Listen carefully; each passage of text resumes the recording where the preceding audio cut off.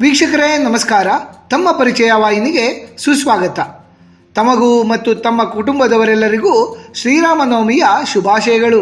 ಪಿತೃವಾಕ್ಯ ಪರಿಪಾಲಕ, ಮರ್ಯಾದಾ ಪುರುಷೋತ್ತಮ, ಏಕಪತ್ನಿ ವ್ರತಸ್ಥ, ಪ್ರಜಾನುರಾಗಿ, ಆದರ್ಶ ಪುರುಷ, ರಘುಕುಲ ತಿಲಕ, ಅಯೋಧ್ಯಾಪತಿ, ವಾನರ ಕುಲರಕ್ಷಕ, ಅಗಣಿತ ಗುಣಸಂಪನ್ನ, ದಾಶರಥಿ, ಕೋದಂಡಪಾಣಿ, ಧನುರ್ಧರ, ಜಗದ್ಗುರು, ರಾಘವ, ರಘುನಂದನ, ಜಾನಕಿ ವಲ್ಲಭ, ಕೌಶಲೇಂದ್ರ, ರಾಮಭದ್ರ ಹೀಗೆ ಅನೇಕ ಅನ್ವರ್ಥನಾಮಗಳುಳ್ಳಂತಹ ಮಹಾವಿಷ್ಣುದೇವರ ಅವತಾರ ಪ್ರಭು ಶ್ರೀರಾಮಚಂದ್ರರು ಜನಿಸಿದಂತಹ ಪರಮ ಪುಣ್ಯ ಸುದಿನವಿದು. ಮಹಾವಿಷ್ಣುದೇವರ ದಶಾವತಾರಗಳಲ್ಲಿ ಪ್ರಭು ಶ್ರೀರಾಮಚಂದ್ರರ ಅವತಾರ ಬಹಳ ಮುಖ್ಯವಾದದ್ದು. ಮಾನವನ ರೂಪದಲ್ಲಿ ಜನಿಸಿದ ಪ್ರಭು ಶ್ರೀರಾಮಚಂದ್ರರು ಮನುಕುಲಕ್ಕೆ ಜೀವನ ಪಾಠ, ಧರ್ಮ ಕರ್ಮಗಳ ನಿರ್ವಹಣೆ ಮತ್ತು ಸತ್ಯ ಮಾರ್ಗದಲ್ಲಿ ನಡೆಯುವುದರ ಕುರಿತಾಗಿ ಅನೇಕ ಪ್ರಮುಖ ಜೀವನ ಪಾಠಗಳನ್ನು ತಿಳಿಸಿದ್ದಾರೆ. ಹಾಗೆಯೇ ಅಹಂಕಾರದಲ್ಲಿ ಮೆರೆಯುತ್ತಿದ್ದ ರಾವಣನನ್ನು ವಧಿಸಿ ನೀಚ ಕೃತ್ಯ ಎಸಗಿದವರಿಗೆ ಎಂದಿಗೂ ಸಹ ಒಳ್ಳೆಯದು ಸಂಭವಿಸುವುದಿಲ್ಲ ಎನ್ನುವ ಪಾಠವನ್ನು ಸಮಾಜಕ್ಕೆ ತಿಳಿಸಿದ್ದು ಮಹಾನ್ ಪುರುಷರಾದ ಪ್ರಭು ಶ್ರೀರಾಮಚಂದ್ರರು. ಪ್ರಭು ಶ್ರೀರಾಮಚಂದ್ರರ ಕುರಿತಾಗಿ ನಮ್ಮ ಪುರಾಣ ಮತ್ತು ಗ್ರಂಥಗಳಲ್ಲಿ ಅನೇಕ ಮಂತ್ರಗಳು ಮತ್ತು ಶ್ಲೋಕಗಳಿವೆ. ಪ್ರಭು ಶ್ರೀರಾಮಚಂದ್ರರಿಗೆ ಸಂಬಂಧಿಸಿದಂತಹ ಕೆಲವು ಮಂತ್ರಗಳು ಬಹಳ ಪ್ರಭಾವಶಾಲಿಯಾಗಿದ್ದು, ಈ ಮಂತ್ರಗಳನ್ನು ಪ್ರತಿನಿತ್ಯವೂ ಪಠಣ ಮಾಡುವುದರಿಂದ ಜೀವನದಲ್ಲಿ ಉತ್ತಮ ಸ್ಥಿತಿಗತಿಗಳನ್ನು ಕಾಣುವುದಲ್ಲದೆ ಮರಣಾನಂತರ ಸ್ವರ್ಗವಾಸಿಗಳಾಗಬಹುದು. ಶ್ರೀರಾಮನವಮಿಯ ಈ ಸುಸಂದರ್ಭದಲ್ಲಿ ನಮ್ಮ ಈ ಪ್ರಸ್ತುತ ಸಂಚಿಕೆಯಲ್ಲಿ ಪ್ರಭು ಶ್ರೀರಾಮಚಂದ್ರರ ಕುರಿತಾಗಿ 11 ಶಕ್ತಿಶಾಲಿ ಮಂತ್ರಗಳ ಪರಿಚಯವನ್ನು ನಾವಿಂದು ಮಾಡ ಹೊರಟಿದ್ದೇವೆ. ಮಹಾನ್ ಶಕ್ತಿ ಹೊಂದಿರುವಂತಹ 11 ಶ್ರೀರಾಮ ದೇವರ ಮಂತ್ರಗಳು. ರಾಮ ಎಂಬ ಹೆಸರೇ ಒಂದು ಅತ್ಯದ್ಭುತ ಮತ್ತು ಸಂಪೂರ್ಣ ಮಂತ್ರವಾಗಿದೆ. ನಿತ್ಯವೂ ರಾಮ ರಾಮ ಎಂದು ಜಪಿಸಿದವರಿಗೆ ಜೀವನದಲ್ಲಿ ಯಾವುದೇ ರೀತಿಯ ಸಂಕಷ್ಟ ಎದುರಾಗುವುದಿಲ್ಲ.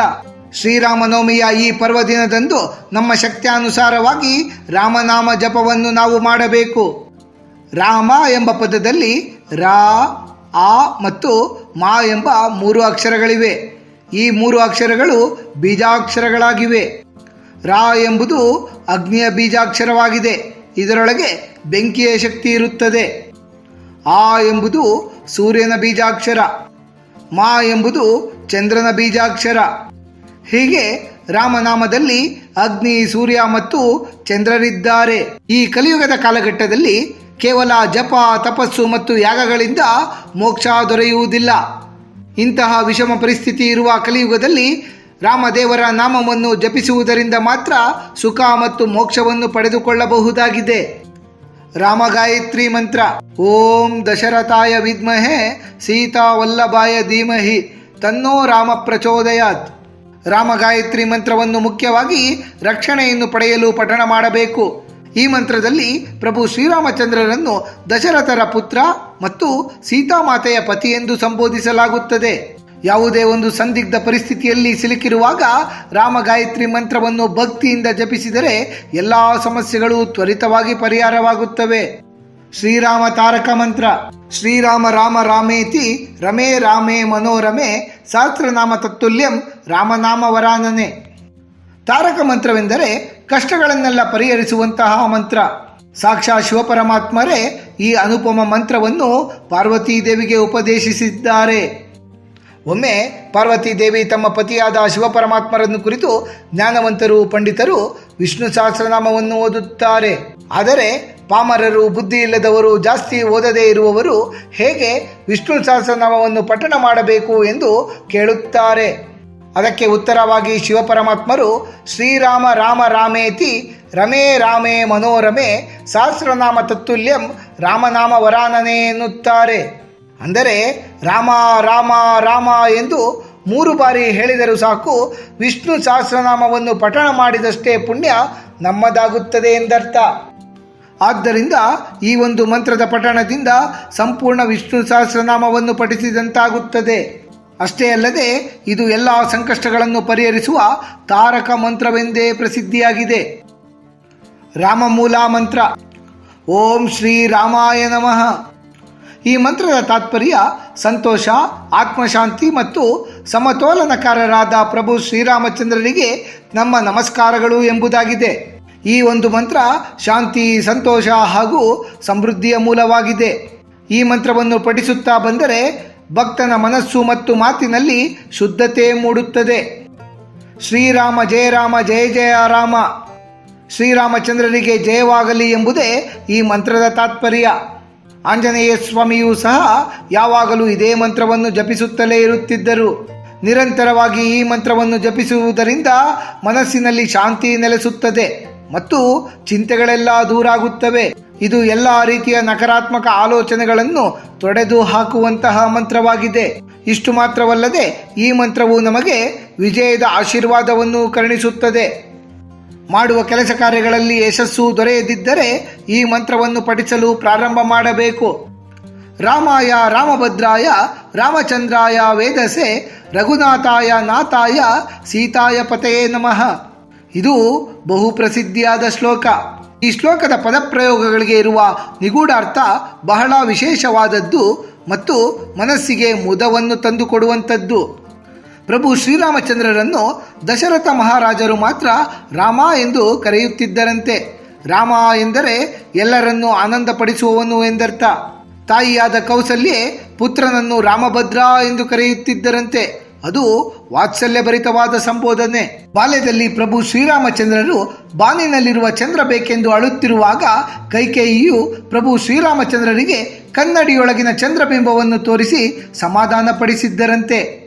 ಆ ಕಾರಣದಿಂದ ಪ್ರಭು ಶ್ರೀರಾಮಚಂದ್ರರಿಗೆ ರಾಮಚಂದ್ರ ಎಂಬ ಅನ್ವರ್ಥನಾಮವೂ ಸಹ ಬಂದಿದೆ. ವಶಿಷ್ಠ ಋಷಿಗಳು ಪ್ರಭು ಶ್ರೀರಾಮಚಂದ್ರರನ್ನು ಸಮಸ್ತ ಸೃಷ್ಟಿಯ ಪರಮ ಕಾರಣಕರ್ತರೆಂದು ತಿಳಿದು ವೇದಸೆ ಎಂದು ಕರೆಯುತ್ತಿದ್ದರಂತೆ. ಅಯೋಧ್ಯೆಯ ಜನರೆಲ್ಲರೂ ಪ್ರಭು ಶ್ರೀರಾಮಚಂದ್ರರನ್ನು ರಘುವಂಶದ ಅರಸು ಎಂಬರ್ಥದಲ್ಲಿ ರಘುನಾಥ ಎಂದು ಕರೆಯುತ್ತಿದ್ದರಂತೆ. ಸೀತಾದೇವಿ ತಮ್ಮ ಪತಿಯನ್ನು ನಾಥ ಎಂದು ಕರೆಯುತ್ತಿದ್ದರು. ನಾಥ ಎಂದರೆ ಸ್ವಾಮಿ ಎಂಬರ್ಥ ಬರುತ್ತದೆ. ಸೀತಾಮಾತೆಯ ತವರೂರಾದ ಮಿಥಿಲೆಯ ಜನರೆಲ್ಲರೂ ನಮ್ಮ ಸೀತೆಯ ಪತಿ ಎಂಬ ಅಭಿಮಾನದಿಂದ ಪ್ರಭು ಶ್ರೀರಾಮಚಂದ್ರರಿಗೆ ಸೀತಾಯ ಪತಯೇ ಎಂದು ಕರೆಯುತ್ತಿದ್ದರಂತೆ. ಇಂತಹ ಅನೇಕ ಉಪನಾಮಗಳಿಂದ ಸಂಬೋಧಿಸಲ್ಪಡುವ ಪ್ರಭು ಶ್ರೀರಾಮಚಂದ್ರರಿಗೆ ನಮಸ್ಕಾರ ಎಂಬುದೇ ಈ ಶ್ಲೋಕದ ತಾತ್ಪರ್ಯ. ರಾಮಧ್ಯಾನ ಮಂತ್ರ. ಆಪದಾಮಪಹರ್ತಾರಂ ದಾತಾರಂ ಸರ್ವಸಂಪದಾಂ ಲೋಕಾಭಿರಾಮಂ ಶ್ರೀರಾಮಂ ಭೂಯೋ ಭೂಯೋ ನಮಾಮ್ಯಹಂ.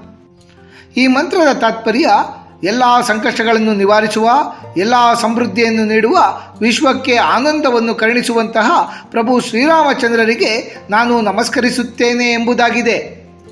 ರಾಮೇತಿ ರಾಮಭದ್ರೇತಿ ರಾಮಚಂದ್ರೇತಿ ವಾಸ್ಮರೈನ್ ನರೋನ ಲಿಪ್ಯತೆ ಪಾಪೈ ಭುಕ್ತಿಂ ಮುಕ್ತಿಂ ಚ ವಿಂದತಿ. ರಾಮ, ರಾಮಭದ್ರ ಹಾಗೂ ರಾಮಚಂದ್ರರನ್ನು ಸ್ಮರಿಸುವವರಿಗೆ ಪಾಪಗಳು ಎಂದಿಗೂ ಸಹ ಅಂಟಿಕೊಳ್ಳುವುದಿಲ್ಲ ಮತ್ತು ಅವರು ಯಾವಾಗಲೂ ಉತ್ತಮ ಜೀವನ ಮತ್ತು ಮೋಕ್ಷವನ್ನು ಪಡೆದುಕೊಳ್ಳುತ್ತಾರೆ ಎಂಬುದೇ ಈ ಶ್ಲೋಕದ ತಾತ್ಪರ್ಯ. ಕೋದಂಡ ರಾಮ ಮಂತ್ರ. ಶ್ರೀರಾಮ ಜಯ ರಾಮ ಕೋದಂಡ ರಾಮ. ರಾಕ್ಷಸರು ಮತ್ತು ದುಷ್ಟಶಕ್ತಿಯನ್ನು ಸೋಲಿಸಲು ಪ್ರಭು ಶ್ರೀರಾಮಚಂದ್ರರು ತಮ್ಮ ಕೈಯಲ್ಲಿ ಹಿಡಿದಿರುವ ಬಿಲ್ಲಿನ ಹೆಸರೇ ಕೋದಂಡ. ಕೋದಂಡ ಮತ್ತು ಪ್ರಭು ಶ್ರೀರಾಮಚಂದ್ರರ ಜೋಡಿಯು ಅಜೇಯದ ಸಂಕೇತವಾಗಿದೆ. ಕೋದಂಡವನ್ನು ಹಿಡಿದಿರುವ ಭಗವಾನ್ ಪ್ರಭು ಶ್ರೀರಾಮಚಂದ್ರರಿಗೆ ಎಂದೆಂದಿಗೂ ಗೆಲುವು ನಿಶ್ಚಯ ಎಂಬುದೇ ಈ ಮಂತ್ರದ ತಾತ್ಪರ್ಯ. ಈ ಮಂತ್ರವನ್ನು ನಾವು ಪಠಿಸುವುದರಿಂದ ನಮ್ಮಲ್ಲಿನ ಆತ್ಮವಿಶ್ವಾಸ ವೃದ್ಧಿಯಾಗುತ್ತದೆ. ರಾಮರಕ್ಷಾ ಮಂತ್ರ. ಶ್ರೀರಾಮ ಶರಣಂ ಮಮ. ಈ ಮಂತ್ರದ ಅರ್ಥ ನಾನು ಭಗವಾನ್ ಪ್ರಭು ಶ್ರೀರಾಮಚಂದ್ರರಲ್ಲಿ ಆಶ್ರಯವನ್ನು ಪಡೆಯುತ್ತಲಿದ್ದೇನೆ ಎಂಬುದಾಗಿದೆ.